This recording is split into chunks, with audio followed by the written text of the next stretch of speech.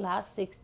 आज हम आपके आरणी से चैप्टर 9 कराएंगे। हमने हाफेली तक का कोर्स कर दिया था बेटा, 8 चैप्टर तक हमने पढ़ा दिया था।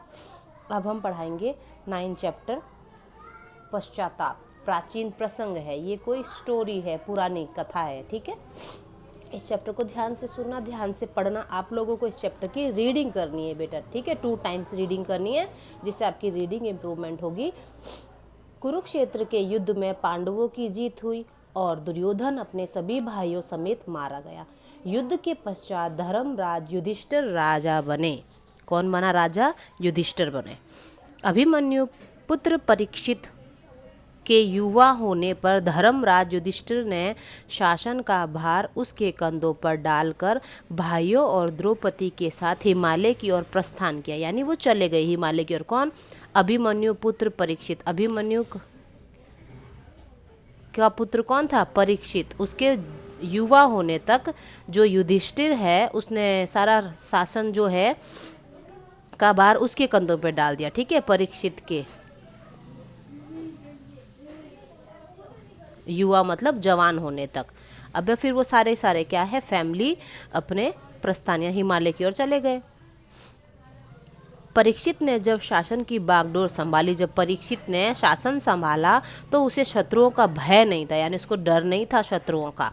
अतः उसका अधिकांश समय आखेट में बीतने लगा। आखेट क्या होता है? शिकार करना, ठीक है। एक बार जब वह आखेट के लिए वन में गया तो गर्मी के कारण उसका कंठ सूखने लगे। कंठ मतलब होता है गला। वह जल को खोजता हुआ ऋषि शमीक के आश्रम में पहुंचा। वो ऋषि मुनियों के आश्रम होते थे ना, वहां पहुंचा। किसका आश्रम था? शमीक नाम का ऋषि था। उस समय शमीक ऋषि समाधि लगाए हुए थे।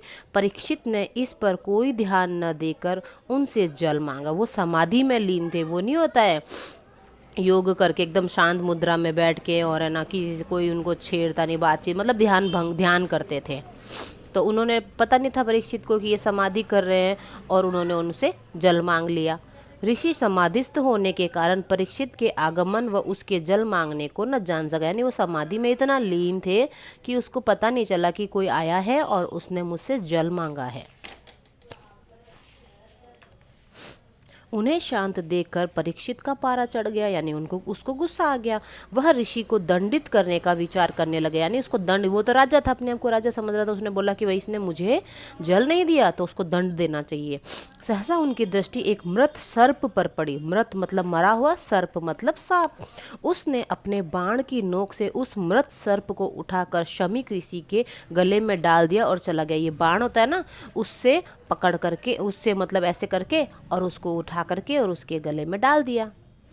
इस घटना के कुछ देर बाद शमीक ऋषि का पुत्र श्रृंगी आश्रम में पहुंचा। अब ये घटना हो गई, उसके बाद में शमीक का जो पुत्र था, कौन था? श्रृंगी, आश्रम में पहुंचा। उसने पिताश्री के गले में मृत सर्प देखा। वह क्रोधित हो उठा, उसको गुस्सा आया। जब उसे पता लगा कि इस अपवित्र कर्म में महाराजा परीक्षित का हाथ है तो उसने दुखी होकर शाप दिया। पहले पुराने जमाने में नहीं होता था, कोई भी साधु संत गुस्सा हो जाता था तो उसको श्राप दे देते थे कि आज के 7वें दिन तक्षक के डसने से परीक्षित की मृत्यु हो जाएगी। एक पौराणिक कथा के अनुसार जो ये परीक्षित है, जो अर्जुन का पुत्र, ये राजा था परीक्षित, उसकी मृत्यु होती थी सर्प से। क्यों हुई वो स्टोरी अभी तक सुनी थी, लेकिन उसका रीज़न पता नहीं था कि क्यों। क्योंकि इसके पुत्र ने श्राप दिया था। क्यों? क्योंकि इसने मरा हुआ सांप इसके पिता के गले में डाल दिया था, जबकि वो समाधि में लीन थे। 7वें दिन में तक्षक के डसने से परीक्षित की मृत्यु हो जाएगी, उसने ये है ना श्राप दे दिया। अब देखो, समाधि की समाप्ति पर शमीक ऋषि को घटना की वास्तविकता का पता चला कि क्या हुआ, तो उन्हें बहुत दुख हुआ। उन्होंने अपने पुत्र श्रृंगी से कहा, वत्स, इस अविवेक के लिए तुम्हें राजा को इतना कठोर शाप नहीं देना था। यानी ऐसे गुस्से में दे देते हैं ना, तो चाहिए था। ऋषि पुत्र होने के कारण तुम्हारा शाप मिथ्या नहीं होगा, यानी तुम्हारा झूठा नहीं होगा। तुम ऋषि के पुत्र हो तो तुम्हारा श्राप उसको जरूर लगेगा। अतः राजा परीक्षित को इसकी सूचना तत्काल दे देनी चाहिए।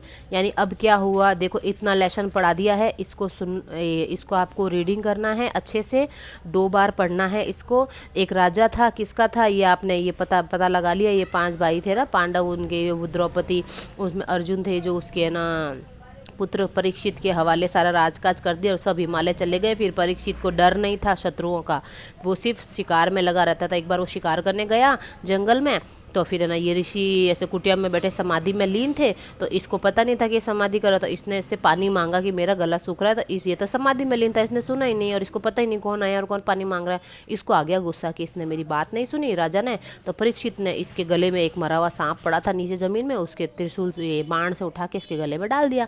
फिर जब इस ऋषि का बेटा आया श्रृंगी, तो उसको बहुत गुस्सा आया और उसको पता चला कि भाई ये तो इसने परीक्षित राजा ने करा है।